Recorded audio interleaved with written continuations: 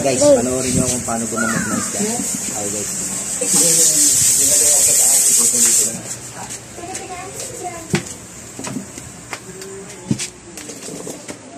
Bali, tinunaw ko lang po yung gamot. Metronidazole.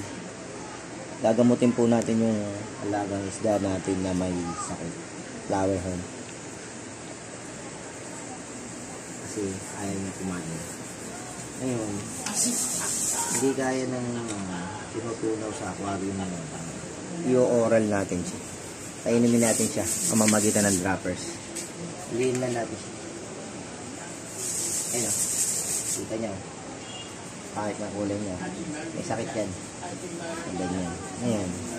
Shoot lang natin ito sa bibig. Kainimin natin siya oral. Oh, ayaw ah.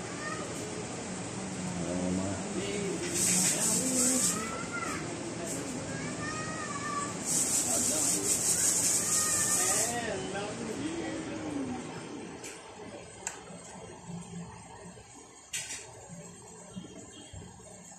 Ubos lang natin.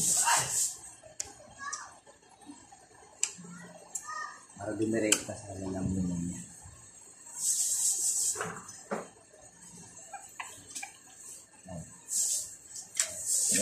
Ano may mahal din. Kasi yung mga natira, ihalo na lang natin.